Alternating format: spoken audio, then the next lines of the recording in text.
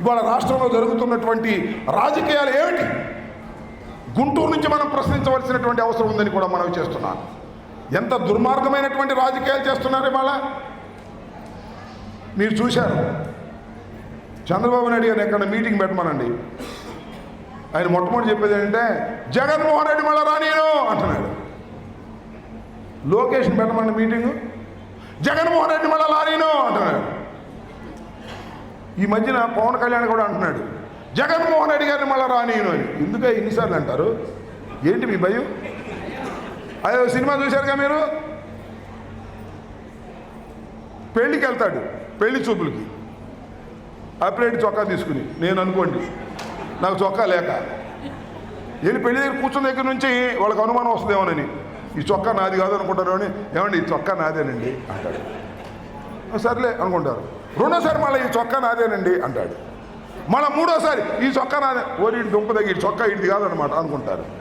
అంటే ఇవాళ పవన్ కళ్యాణ్, చంద్రబాబు, లోకేష్ జగన్మోహన్ రెడ్డి రాడు, జగన్మోహన్ రెడ్డి రాడు, జగన్మోహన్ రెడ్డి రాడు అంటే వస్తాడని అర్థం. వాళ్లకు తెలుసు ప్రజా వ్యతిరేకత పెరిగింది. ఎప్పుడు ఎన్నికలు పెట్టినా జగన్మోహన్ రెడ్డి మళ్ళా తిరిగి అధికారంలోకి వస్తాడనే భయం వారి గుండెల్లో బయలుదేరింది. వాళ్ళే చెప్తున్నారు, నేను చెప్పవసరం, మీరు అనుకోవసరలా, ఆ జనాన్ని చూసి మనం అనుకోవసరలా, వాళ్ళే ఇండైరెక్ట్గా చెప్పేటటువంటి ప్రయత్నంలో ఉన్నారు. ఇది మీరు గమనించాలి. మనం చేస్తున్నాం. ఒక్క విషయాన్ని మీరు ఆలోచించండి, ఒక్క క్షణం మీరు ఆలోచించండి. సంవత్సరం క్రితం మనం ఎలా ఉన్నాం? ఎన్నికల ఫలితాలు వచ్చిన రోజున ఎలా ఉన్నాం? అయ్యో 11 వచ్చినాయే, ఏమిటిది? మనకు జనం ఓట్లే లేదా? లేక ఈవీఎంలు ఏమైనా జరిగిందా? అసలు ఇంట్లో నుంచి బయటకు రాగలమా? పచ్చ జెండాలు పట్టుకొని తిరుగుతూ ఉన్నారే, మీదకు వస్తున్నారే, మనం రాగలమా? ఇంకా మనం పార్టీ ముందుకు సాగగలదా అని మనం అనుకోలేదా? మనసులో చెప్పకపోయినా ఇవాళ ఎలా ఉంది? సంవత్సరం తర్వాత మనం మళ్ళా ధైర్యంగా రొమ్ము విరుచుకొని ప్రజల్లోకి వెళ్ళగలుగుతున్నాము అంటే అది మన గొప్పతనం అనుకుంటున్నారా? చంద్రబాబు గొప్పతనం. పద్యానికి కేసు అంట, వాడి దుంపదేగా పద్యానికి కేసు. మీకు ఎంత చిత్రమో తెలుసా? కొమ్మినేని శ్రీనివాస్ గారు, ఆయన యాంకర్గా ఉండి ఏదో జరిగితే ఏం కేసు పెట్టారు తెలుసా? ఎస్సీ ఎస్టీ అట్రాసిటీస్ యాక్ట్ అంట. దానికి దీనికి సంబంధం లేదు. మోకాలకి బోడిగుడికి సంబంధం పెడితే కోర్టు చివాట్లు పెట్టి ఆ ఎస్సీ ఎస్టీ అట్రాసిటీస్ యాక్ట్ని తీసేసిందని మనం చేస్తున్నాం. అక్కడ దాకా ఎందుకండి? సింగయ్య చనిపోయాడు పాపం, మన కార్యకర్త. చనిపోతే ఏంటండి ముందేమంటాడు ఎస్పీ గారు? జగన్ గారి కారుకి సంబంధం లేదు, జగన్ గారి కాన్వాయ్కి సంబంధం లేదు. జగన్ గారి కాన్వాయ్లో అనుసరిస్తున్నటువంటి ఫలానా వాహనం ఆయన్ని కొట్టి చనిపోయని చెప్పారు. ఇది ఎస్పీ గారు చెప్పింది, నేను చెప్పింది కాదు, నేను చెప్పింది కాదు, అప్పిరెడ్డి చెప్పింది కాదు, ఏ సత్యం గారు చెప్పింది కాదు, వేణుగోపాల్ రెడ్డి గారు చెప్పింది కాదు, వైఎస్ఆర్ కాంగ్రెస్ పార్టీ చెప్పింది కాదు, ఒక ఐపీఎస్ ఆఫీసర్ చెప్పాడు. మళ్ళీ 3 రోజుల తర్వాత ఏమంటారండి? జగన్ గారు కారు కింద పడిందంట. 3 రోజుల తర్వాత అంటున్నారు. పోతే జగన్ గారి మీద కూడా కేసు పెట్టారు. దానిలో ప్రయాణిస్తున్నటువంటి జగన్మోహన్ రెడ్డి గారి మీద, రజనీ గారి మీద, పేరి నాని గారి మీద, సుబ్బారెడ్డి గారి మీద, జగన్మోహన్ రెడ్డి గారి మీద, డ్రైవర్ మీద కేసు పెట్టారండి. ఏం కేసు తెలుసా? Culpable homicide not amounting to murder. చాలా పెద్ద కేసు అది. మీ అందరికీ మనవి చేస్తున్నా, చాలా యాక్సిడెంట్లు చూశారు కదా. ఏ యాక్సిడెంట్లో అయినా ప్రయాణిస్తున్న వారి మీద కేసులు పెట్టారా? ఆర్టీసీ బస్సు యాక్సిడెంట్ అయ్యింది, టైర్ కింద పడి ఒకటి చచ్చిపోతాడు. దానిలో మనం ప్రయాణం చేస్తున్నాం, 50 మంది కేసు పెడతారా? చెప్పండి, ఎక్కడన్నా ఉందా ఈ అన్యాయం? ఎక్కడన్నా ఉందా ఇది ఘోరం? కానీ ఉంది. మన లోకేష్ పరిపాలనలో, మన రెడ్ బుక్ పరిపాలనలో, మన చంద్రబాబు నాయుడు గారి పరిపాలనలో ఎక్కడ దొరికితే అక్కడ జగన్మోహన్ రెడ్డి మీద కేసు పెడదాం, జగన్మోహన్ రెడ్డి లోపలేద్దాం, వెయ్యండి చూస్తామని అడుగుతా ఉన్నా. ఒకసారి వేశారుగా, 16 మాసాలు జైల్లో పెట్టారుగా. ఈ కక్షపూరితమైన రాజకీయాలు ఇవాళ చంద్రబాబు నాయుడు గారు లోకేష్ చేస్తున్నారు. ఆయన ఎవరో రఫా అని పెట్టుకున్నారండి ఒక బోర్డు. 2019 ఎన్నికల్లో మేము అధికారంలోకి వచ్చిన తర్వాత రఫా అని మెడకాయలు కోసేస్తామని పెట్టుకున్నాడంట కుర్రోడు, ఆవేశపరుడు. అతను ఎవరయ్యా అంటే తెలుగుదేశం సభ్యత్వం ఉందంట. తర్వాత తెలిసింది తెలుగుదేశంలో సభ్యత్వం ఉన్నాడు ఎట్లా పట్టుకున్నాడు అంటే ఆడికి కోపం వచ్చిందా నువ్వు చేసే పనులకి? లేదు, నువ్వు పంపించావా? ఇన్ని సందేహాలు ఉన్నాయి. ఒకటే మనం చేస్తున్నా, ఇవాళ వైఎస్ఆర్ కాంగ్రెస్ పార్టీ నాయకుల్లోనూ కార్యకర్తల్లోనూ కసి పెంచుతున్నది రెడ్ బుక్ పరిపాలన, లోకేష్ పరిపాలన అని ఈ సందర్భంగా నేను చెప్పదలుచుకున్నాను. దీనిలో ఏ విధమైన సందేహం లేదు. ఇందాక మన వెంకటరెడ్డి చెప్పినట్టు నా మీద 6 కేసులు పెట్టారు. I don't care. బెయిల్కి వెళ్ళమంటారు, వెళ్ళన్నా చూద్దాం దాని సంగతి ఏంటో. 6 కేసులు ఇవాళ నేను వైఎస్ఆర్ కాంగ్రెస్ పార్టీ ఓటమి పాలైన తర్వాత 6 కేసులు 7 కేసులు పెట్టారు. ఇంకా ఎన్ని ఉన్నాయో మనకు తెలియదు. పెట్టారని చెబుతున్నారు.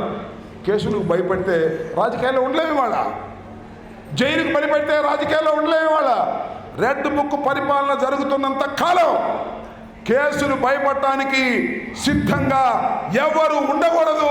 కేసులు భయపడి ఉండు జనక సీట్లో ఉన్నాడు 4 రోజులు 2 సంవత్సరాలు పోయిందో వద్దు. కేసుల గురించి భయపడే ప్రశ్నే లేదు. కేసుల్ని ధైర్యంగా ఎదుర్కొంటాం. కొమ్మినేని శ్రీనివాస్ గారిని జైల్లో పెడితే వారం రోజుల్లో సుప్రీంకోర్టుకి వెళ్ళి జగన్మోహన్ రెడ్డి గారు తీసుకొచ్చాడు. ఇక్కడ కాదు, సుప్రీంకోర్టుకి.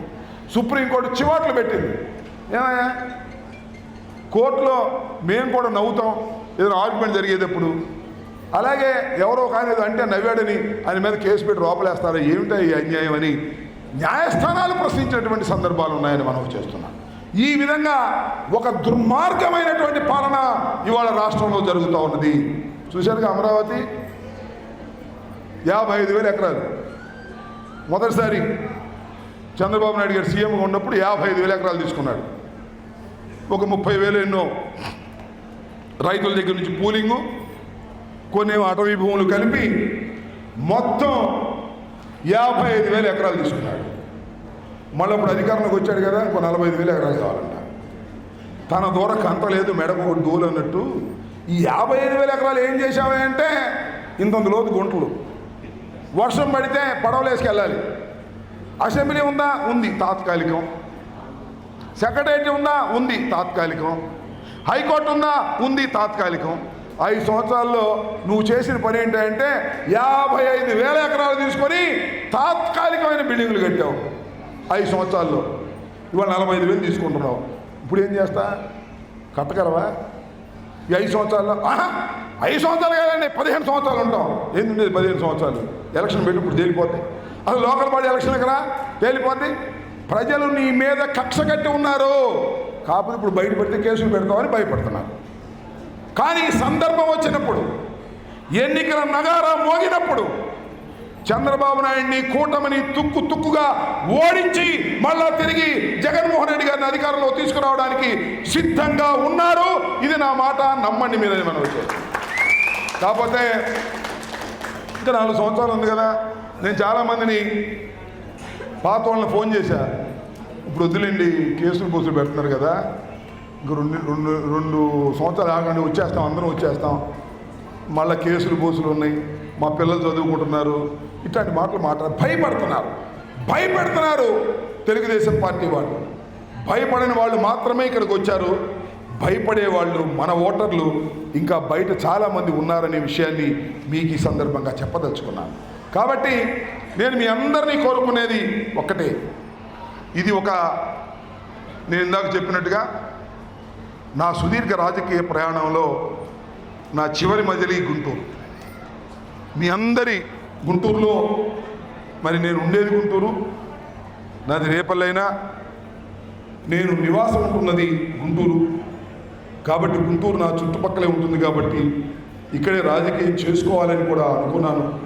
జగన్మోహన్ రెడ్డి గారు కూడా నన్ను సత్తెనపల్లి కన్నా గుంటూరే బాగుంటుందనే విషయంలో ఆయన నిర్ణయం చేశారు. ఈ నిర్ణయం చేయడానికి కారణం కూడా అప్పిరెడ్డి ప్రధానమైనటువంటి కారణం. అప్పిరెడ్డి నన్ను నా గుంటూరులో నువ్వు పోటీ చేస్తే బాగుంటుంది అని చెప్పాడు. నాకు కూడా వయసు అయిపోయింది, సత్తెనపల్లిని అక్కడని ఇక్కడని ఎక్కడ తిరుగుతాం, గుంటూరులోనే తాడో పొడో తేల్చుకుందాం అనేటువంటి ఉద్దేశంతో జగన్మోహన్ రెడ్డి గారి ఆశీస్సులతో మీ అందరి ఆశీస్సుల కోసం నేను వేచి చూస్తున్నాను. కాబట్టి మీ అందరూ నన్ను ఆశీర్వదించాలని ఈ సందర్భంగా నేను హృదయపూర్వకంగా కోరుకుంటున్నాను. నెక్స్ట్ నియోజకవర్గంలో 26 కార్పొరేటర్లు ఉన్నారు. 26లో మనం 18 గెలిచాం. 26లో 18 గెలిచాం. 4 సరే ఇప్పుడు టీడీపీలో గెలిపారు. ఇవాళ కూడా 14 మంది కార్పొరేటర్లు వైఎస్ఆర్ కాంగ్రెస్ పార్టీలో ఉన్నారు. ఈ వార్డులు ముందుగా తిరుగుతాం. ఈ వార్డుల తర్వాత మిగతాగా ఉన్నటువంటి ఆ 12 వార్డులు కూడా ఎప్పుడైతే కార్పొరేటర్లు ఉంటారో ఆ కార్పొరేటర్లే ఆ డివిజన్ అధ్యక్షులు అయిపోతారు ఆటోమేటిక్గా. ఇంకా ఎక్కడైతే కార్పొరేటర్ లేరో అక్కడ డివిజన్ అధ్యక్షుల్ని సెలెక్ట్ చేసుకొని వారిని కూడా ప్రకటించి రేపు ఈ బాబు షూరిటీ మోసం గ్యారంటీ అనే కార్యక్రమాన్ని మనం ఇంటింటికి తీసుకువెళ్ళి చంద్రబాబు ఏం చెప్పాడు, ఏం మోసం చేశాడు అనే కార్యక్రమాన్ని కూడా మనం పెద్ద ఎత్తున ప్రజల్లోకి తీసుకువెళ్ళవలసినటువంటి అవసరం ఉంది. ఆ కార్యక్రమంలో నేను ప్రతి వార్డు వస్తాను, అందరినీ కలుసుకుంటాను, అందరితో పరిచయం చేసుకుంటాను, అందరితో ముందు కలిసి వెళ్తాను, మీలో ఒకటిగా ఉంటాను. ధర్మంగా న్యాయంగా ఎవరైతే కార్యకర్తలు పనిచేస్తారో వారందరికీ కూడా ప్రోత్సాహం ఇస్తామని కూడా ఈ సందర్భంగా నేను మనవి చేస్తూ, మీరందరూ కూడా ఈ పశ్చిమ నియోజకవర్గం నుంచి నన్ను మరి జగన్మోహన్ రెడ్డి గారు నియమించారు కాబట్టి మీ అందరి ఆశీస్సులు నాకు అందించవలసిందిగా హృదయపూర్వకంగా కోరుకుంటూ మీ దగ్గర సెలవు తీసుకుంటున్నాను. జై హింద్, జై జగన్.